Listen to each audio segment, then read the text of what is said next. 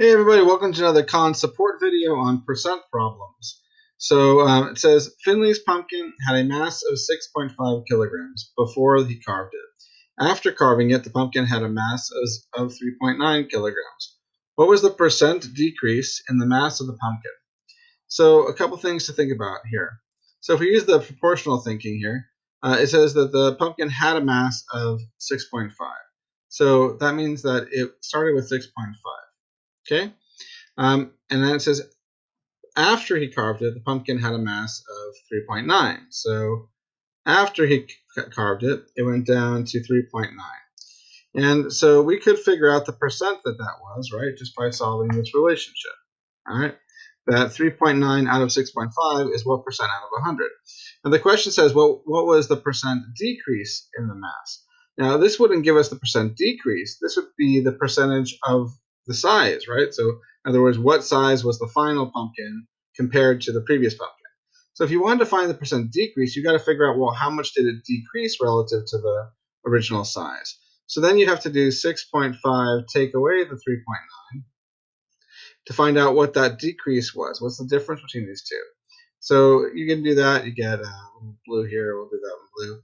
5 take away 9 can't do it. Borrow. 15 take away 9 is 6. 5 take away 3 is 2. Bring your decimal down. So really what we're talking about here is 2.6 out of the 6.5. And this is the amount it was decreased, right? Because it went down to 3.9 from 6.5. So it was decreased by the 2.6. So this is the amount of decrease, or the percent of decrease. So if you wanted to figure out the percent of decrease, then the part that you're looking at is going to be the 2.6, which is the decrease, right? And compared to the original, what it was out of, 6.5. So this is the proportion you're trying to solve here.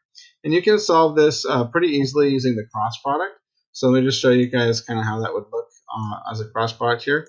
You just do 2.6 times 100 and then divide it by 6.5. So 2.6 times the 100, get the answer. And since that's equal to 6.5x, just divide both sides by 6.5.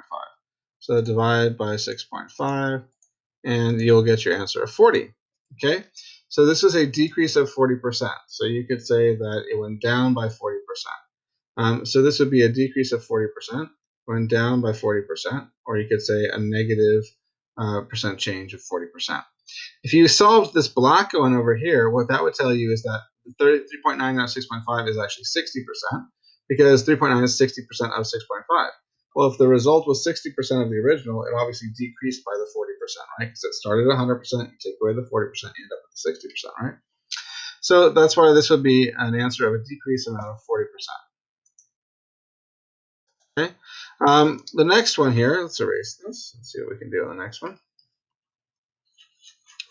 The next one here says Aiden had a goal of finishing painting at least 80% of finishing painting at least 80% of the 500 square meters of the house's walls by today. He actually finished painting 415 square meters today. Did Aiden meet his goal? So a couple things about this one here. So if we think about what he accomplished, right? It says he finished doing 415 square meters. So he did 415. That's the part he did. What was it out of? His goal of 500, right? His goal was 500. It says Aiden had a goal of finishing at least 80% of that total amount. So his goal was to try to finish 80%. We'll see if he did, right? Now, obviously, this isn't going to work. That's silly. So what we're really asking ourselves is, he had a goal of 80 out of 100, 80%. We don't know how many square meters that is out of the 500 that he has to cover. But we can figure out what 80% of 500 is, and then compare that to what he actually accomplished, which is, I think, what we got to do there. So if we solve this proportion, what we're going to figure out is the portion out of 500 that's equivalent to 80%. And once we find that portion out of 500 that's equivalent to 80%, we can compare it to the 415 that he actually did. So let's compare it. So 80 out of 100, you can do a couple things here. I would just say that the easiest thing is just to times by 5. So if you times this by 5 on the bottom, times this by 5 on the top, so 80 times 5 is going to be 400. So what that tells us is x is 400, which means that 400 is 80% of the 500 panels or square meters that he has to paint. So if he does more than 400, he was successful. And if he did less than 400, he would be unsuccessful. So it says, did Aiden meet his goal? Why? And the answer is yes, he met his goal. Aiden painted 415 square meters. It says Aiden painted blank square meters more than his goal. So his goal was 400, and he did 415. So he did 15 meters more than his goal. That's what they want you to write there. So yes, he did 15 meters more than his goal because his goal was 400. He got 415 done. All right, let's do the next one. So let's erase this. All right, Savannah had 40 iris blooms last year. This year, she had 15% more iris blooms. How many more iris blooms did Savannah have this year? So once again, we'll set up a little proportion here, right? So it says Savannah had 40 iris blooms last year. So that's what it's out of. It's out of the 40. That's what she had last year. This year, she had 15% more iris blooms than last year. So this year, the percent is 50% more than 100%. So it's going to be 115 out of 100. This represents 15% more than last year. So the corresponding value that we solve for here will be how many she did this year, right? So she had 40 iris blooms last year. This year, she had 50% more iris blooms. It might actually be even easier than that. So you could do this. This answer here would be the total number of blooms she did this current year. You don't want the total. It's just how many more iris blooms. So all you really got to figure out is what number out of 40 would be equivalent to 15 out of 100, because they just want the amount that's more than previously, and we know it's 50% of the 40. So really, you're just figuring out what is 15% of 40, and then that will be the answer. So this is the best one to use. This one up here would have solved for the current number of blooms that she has, right? But we don't want the current number of blooms, we want just how many more blooms she has. So this is a better one. This is the equivalent value of growth. So 15% was the increase, and then what would that be worth in terms of blooms? So this is the proportion we want, so we're going to focus on this one down here. So there's that. Don't need it. And when we solve this, it's pretty straightforward. You can actually divide top and bottom by 5 here. So what I recommend you do there is you say 15 divided by 5 is 3, and 100 divided by 5 is 20. And then you can go from there and look for relationships. So I can see that 20 times 2 is 40. So 3 times 2 would be the answer. So the answer is 6, okay? So that means that basically her increase was of 6 blooms, right? So she originally had 40 blooms, and then she added 6 more blooms.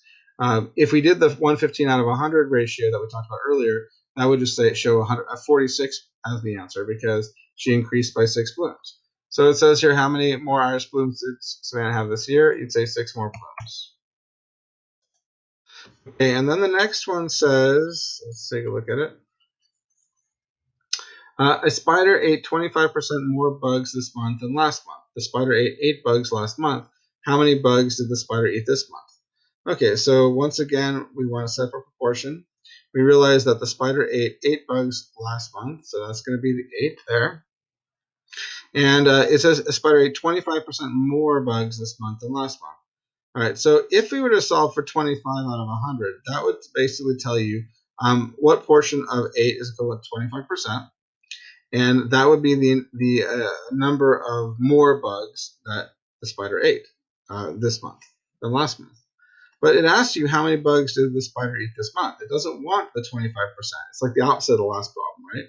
It doesn't just want that. What it actually wants is you to say, all right, if we increased it by 25%, so it's now 125 out of 100, right? 125%.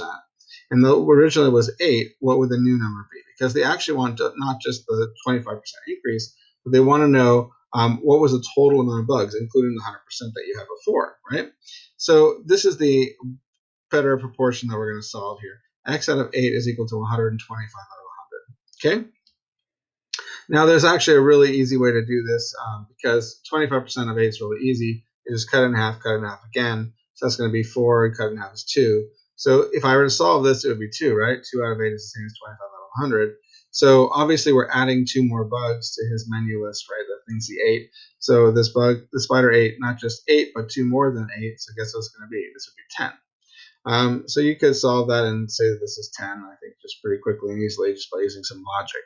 But if you were someone who didn't know that or didn't understand that or wasn't see how to do that, there's other ways we can do it. So what I would do is I would then take this and say, all right, Divide top and bottom by 25 there. What do you get? 125 divided by 25 is 5, and then 100 divided by 25 is 4. And then from there you can say, okay, I see a relationship. 4 times 2 is 8, and 5 times 2 is 10. So that means your value is going to be 10 for the number of bugs that the spider ate this month. That's how that works. You just got to be thinking carefully about what's the proportion actually going to tell you, right? When you solve this proportion, what's it actually going to equate to? And the way we think about that is we think about, what is the original we're starting with, right? What's it out of? And what's the portion representing? So in this case, it was representing the amount of growth. And in this case, it was representing the total amount taken for that month, right?